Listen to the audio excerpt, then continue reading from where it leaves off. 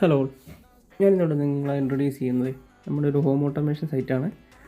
ഇവിടെ നമ്മൾ ചെയ്യുന്നത് വയർഡ് ഓട്ടോമേഷനാണ്. KNX എന്ന് പറയും. ഈ കാണുന്നതാണ് നമ്മുടെ DB.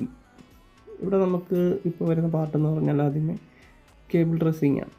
അതിനായിട്ട് നമ്മുടെ വേണ്ട ലോഡ് ലൈൻസ് എല്ലാം ഫിറൂൾ ചെയ്ത് എടുക്കുക എന്നുള്ളതാണ് നമ്മുടെ ആദ്യ സ്റ്റെപ്പ്. ഈ കാണുന്ന കേബിളാണ് KNX കേബിൾ.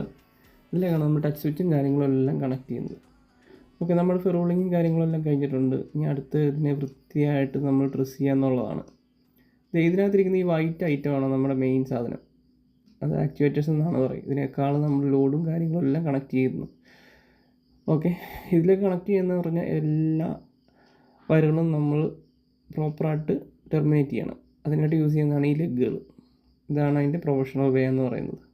ഓക്കെ, ഏകദേശം നമ്മുടെ ഫിറൂളിങ്ങും കണക്ഷൻസും എല്ലാം കഴിഞ്ഞിട്ടുണ്ട്.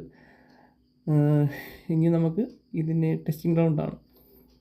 ഡ്രസ്സിങ് ഫുള്ളായി കഴിഞ്ഞിട്ടില്ല. അതിന് മുമ്പ് നമുക്ക് എല്ലാ ലോഡുകളും ഒന്ന് ടെസ്റ്റ് ചെയ്ത് നോക്കാം. അതിനുവേണ്ടി നമ്മുടെ ഇലക്ട്രീഷ്യൻ നമുക്കിപ്പം ടെമ്പററി ആയിട്ടൊന്ന് ലൈൻ കണക്ട് ചെയ്ത് തരാണ്. ഇതാണ് അവരുടെ മെയിൻ DB.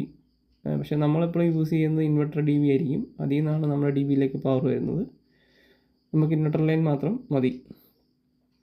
അതുപോലെ എപ്പോഴും ഇതിനകത്തൊരു ഇമ്പോർട്ടൻ്റ് ഘടകമാണ് ഡാലി എന്ന് പറയും.